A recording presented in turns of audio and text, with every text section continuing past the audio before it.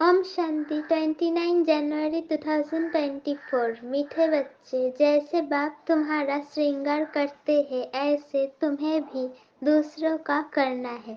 सारा दिन सर्विस करो, जो आए उसे समझाओ, फिक्र की कोई बात नहीं।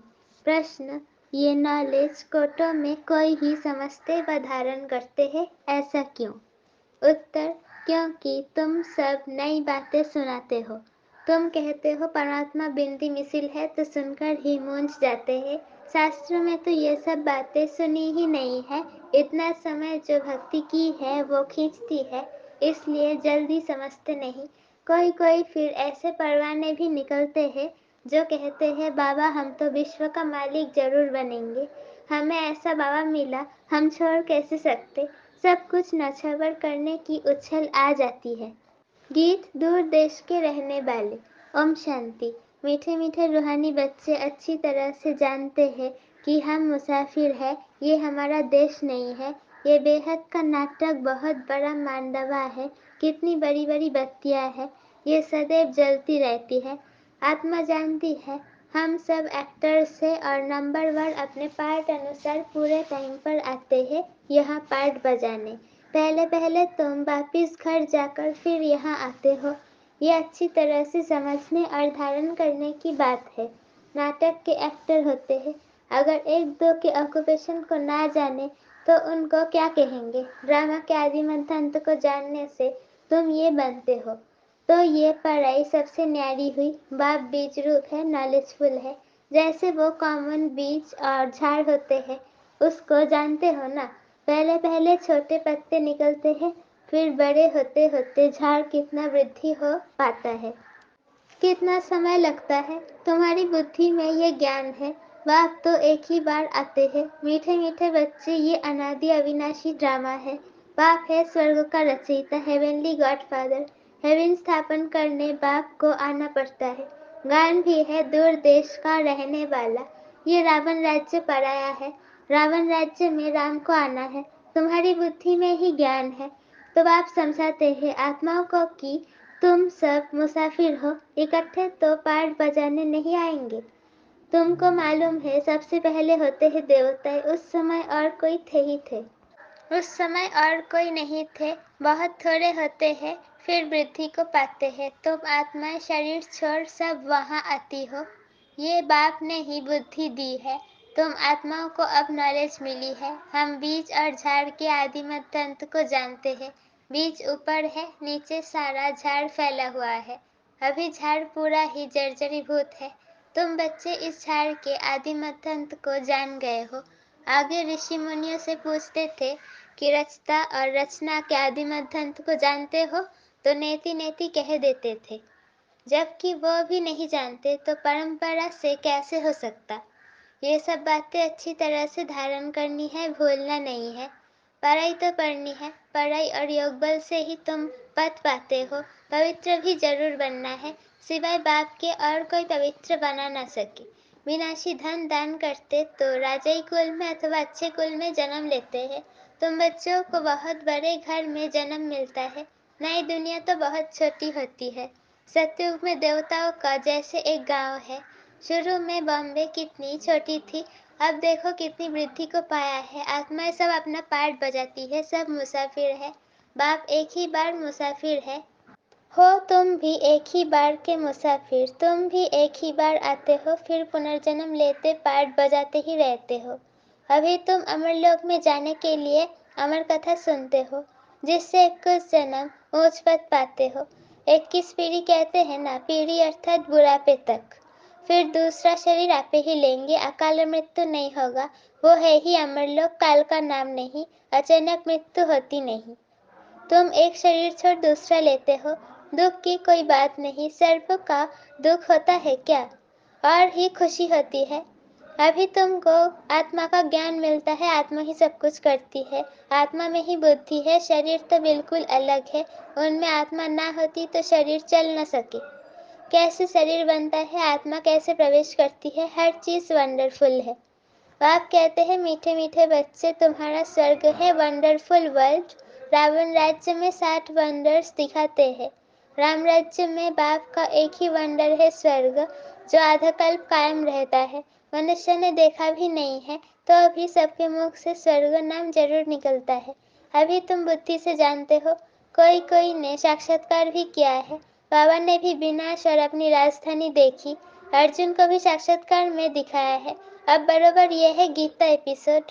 बाबा बतलाते हैं कि बच्चे ये है पुरुषोत्तम संगम युग, जबकि मैं आकर तुम बच्चों को राजयोग सिखाता हूँ और इतना ऊंच बनाता हूँ, दुनिया में इन बातों को कोई जानते नहीं। तुम बहुत मौत से रहते हो। यहाँ मनुष्य मरते हैं तो दीपक जलाते हैं कि आत्मा को अंधियारा ना हो। सतयुग में ऐसी बातें नहीं होती। सतयुग में सब आत्माओं का दीपक जगा रहता है, घर घर में सोच रहा होता है। यहाँ फिर मनुष्य घर घर में बत्तियां जलाते हैं। बाप कहते हैं इन सब बातों को अच्छी तरह बुद्धि में धारण करना है। बाप और राजधानी को याद करते रहो। तुम जानते हो इतना समय हमने राजाई की, जो बहुत समय के बिछुड़े हुए हैं उन्हों से ही बाप बात करते हैं, पढ़ाते हैं। बच्चे जानते हैं इस समय की बातों के ही त्योहार मनाते हैं। शिव जयंती भारत में ही मनाते हैं।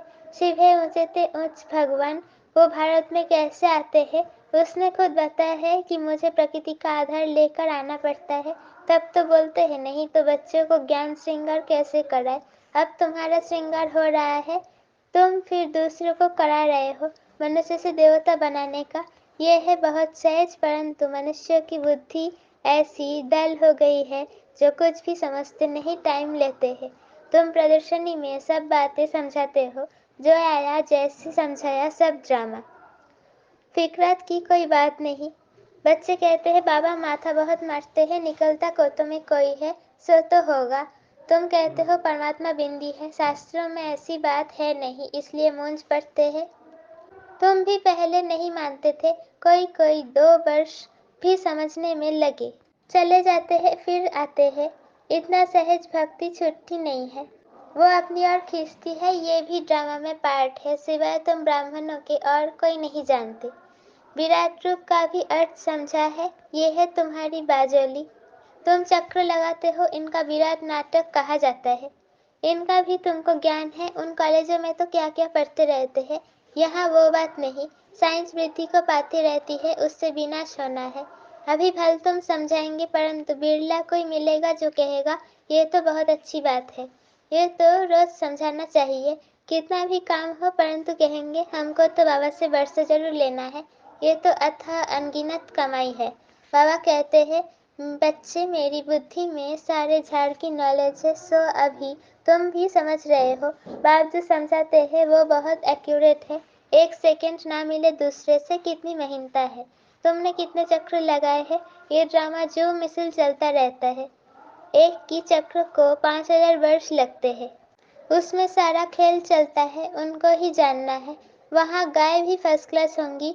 जैसा आपका पद वैसा फर्नीचर, वैसा मकान। भपका होता है। खुशी भी आत्मा को ही होती है। हमारी आत्मा तृप्त हुई। तृप्त परमात्मा तो नहीं कहा जाता।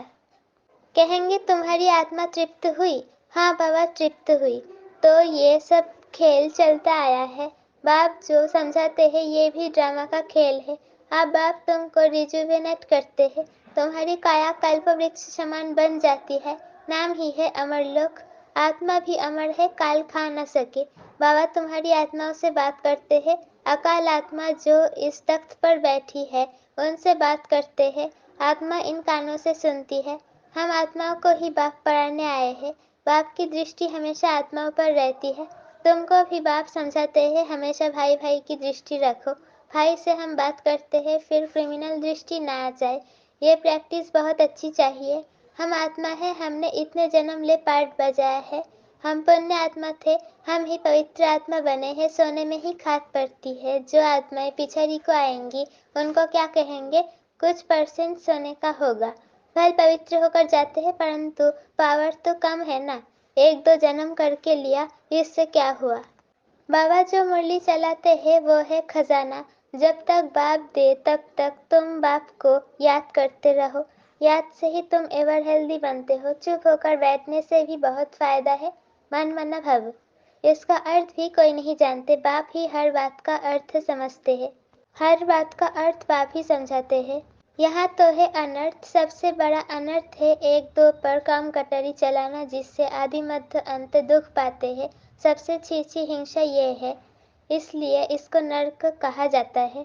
स्वर्ग और नर्क का भी कोई अर्थ नहीं समझते। वो है नंबर 1 नर्क है, नंबर लास्ट। तुम जानते हो हम इस विश्व नाटक के एक्टर्स हैं। तुम नेति नेति नहीं कहेंगे। तुम श्रीमत से कितने अच्छे चित्र बनाते हो, जो मनुष्य देखते ही खुश हो जाए और सहज ही समझ जाए। ये चित्र बनाना भी ड्रामा में नोंद है। बिचारी को तुम याद में ही रहेंगे। सृष्टि चक्र भी बुद्धि में आ जाएगा। नई दुनिया कौन बनाता और पुरानी दुनिया कौन बनाते हैं, ये सब तुम ही जानते हो। सतो रजो तमो में सबको आना ही है। अभी है कलयुग, ये किसको पता नहीं कि बाप आकर हमको स्वर्ग का मालिक बनाएंगे। किसके ख्याल में भी नहीं आता। तुमको तो अभी सारी सृष्टि के आदि मध्य अंत की नॉलेज है। रचयिता बाप इसमें बैठ समझाते हैं कि मैं तुम आत्माओं का बाप हूँ, बेहद का टीचर हूँ। ये संगम युग है, पुरुषोत्तम युग। सतयुग और कलयुग को पुरुषोत्तम नहीं कहेंगे। संगम पर ही तुम पुरुषोत्तम बनते हो। जब बाप आकर राजयोग सिखाते हैं, दिन प्रतिदिन तुम बच्चों को समझाने में बहुत सहज होगा। झाड़ वृद्धि को पाता रहेगा। समा पर बहुत परवाने आते हैं फिदा होने। ऐसे बाप को कौन छोड़ेगा। कहेगा बाबा बस हम तो आपके पास ही बैठे रहे, ये सब कुछ आपका है। ऐसे ऊंच बाप को हम छोड़े क्यों। जोश बहुतों में आता है। बाबा से विश्व की बादशाही मिलती है तो हम छोड़कर क्यों जाए। यहाँ तो हम स्वर्ग में बैठे हैं, यहाँ कोई काल भी नहीं आ सकता, परंतु बाप की श्रीमत लेनी पड़े। बाप कहेंगे ऐसे नहीं करना है। उछल तो आएंगी, परंतु ड्रामा में ऐसा नहीं है जो सब यहाँ बैठ जाए। जोश आता है क्योंकि जानते हैं ये सब कुछ खत्म होने वाला है। जिनका पाठ है वो सुनते रहते हैं। बाप कहते हैं तुम LLB ICS पढ़ते हो, इनसे क्या मिलेगा। कल शरीर छूट जाए तो क्या मिलेगा, कुछ भी नहीं। ये है विनाशी विद्या, ये है अविनाशी विद्या। जो अविनाशी बाप देते हैं। टाइम बहुत थोड़ा है। ताम प्रधान से शतप्रधान इस जन्म में ही बनना है। वो तो याद से ही बनेंगे। और सब देह के धर्म छोड़ मामिकम याद करो। शरीर पर भरोसा नहीं है, पढ़ते पढ़ते मर जाते हैं। तो बाप का काम है समझाना, उस पढ़ाई में क्या कमाई है और इस पढ़ाई में क्या कमाई है, ये तो तुम जानते हो। शिव बाबा का भंडारा सदैव भरपूर है। इतने सब बच्चे पलते रहते हैं। फिकर की कोई बात नहीं, भूख मर नहीं सकते। लौकिक बाप भी देखते हैं, बच्चों को खाना नहीं मिलता है तो खुद भी नहीं खाते। बच्चों का दुख बाप सहन नहीं कर सकते। पहले बच्चे पीछे बाप, माँ सबसे पीछे खाती है। रूखा सूखा बचता है वो खा लेती है। हमारी भंडारी भी ऐसी है। अच्छा मीठे मीठे सिकिलते बच्चे प्रति माता पिता बाप दादा का याद प्यार और गुड मॉर्निंग। रूहानी बाप की रूहानी बच्चों को नमस्ते। हम रूहानी बच्चों की रूहानी माता पिता बाप दादा को याद प्यार गुड मॉर्निंग और नमस्ते। शुक्रिया बाबा शुक्रिया। धारणा के लिए मुख्य सार पहला पॉइंट, भाई भाई की दृष्टि पक्की करनी है। हम आत्मा आत्मा भाई से बात करते हैं, ये अभ्यास कर क्रिमिनल दृष्टि को परिवर्तन करना है। दूसरा पॉइंट, बाप जब ज्ञान खजाना देते हैं तो ज्ञान में बैठ याद से बुद्धि रूपी झोली से खजाना भरना है। चुप बैठ कर अविनाशी कमाई जमा करनी है। बर्तन आत्मिक मुस्कुराहट द्वारा चेहरे से प्रसन्नता की झलक दिखाने वाले विशेष आत्मा भव। ब्राह्मण जीवन की विशेषता है प्रसन्नता। प्रसन्नता अर्थात आत्मिक मुस्कुराहट। जोर जोर से हंसना नहीं, लेकिन मुस्कुराना। चाहे कोई गाली भी दे रहे हो तो भी आपके चेहरे पर दुख की लहर नहीं आए, सदा प्रसन्नचित्त। यह नहीं सोचो कि उसने 1 घंटा बोला, मैंने तो सिर्फ 1 सेकंड बोला। सेकंड भी बोला या सोचा, शकल पर अप्रसन्नता आई तो फेल हो जाएंगे। 1 घंटा सहन किया, फिर गुब्बारे से गैस निकल गई। श्रेष्ठ जीवन के लक्ष्य वाली विशेष आत्मा ऐसे गैस के गुब्बारे नहीं बनती। स्लोगन, शीतल काया वाले जोगी स्वयं शीतल बन दूसरों को शीतल दृष्टि से निहाल करते हैं। शीतल काया वाले योगी स्वयं शीतल बन दूसरों को शीतल दृष्टि से निहाल करते हैं। अब व्यक्ति साइलेंस द्वारा डबल लाइट फरिश्ता स्थिति का अनुभव करो। जैसे साइंस वाले रेत में भी अनाज पैदा कर देते हैं, ऐसे आप साइलेंस द्वारा धरनी का परिवर्तन करो। इसके लिए शुभ भावना संपन्न बनो। ब्रह्मा बाप को फॉलो करो। साइलेंस की शक्ति से किसी भी आत्मा की वृत्ति दृष्टि का परिवर्तन कर दो। जैसे क्रोध अज्ञान का शक्ति है, ऐसे ज्ञान की शक्ति शांति है, सहन शक्ति है। अभी इन गुणों को अपना संस्कार बना लो तो डबल लाइट फरिश्ता सहज बन जाएंगे। ओम शांति।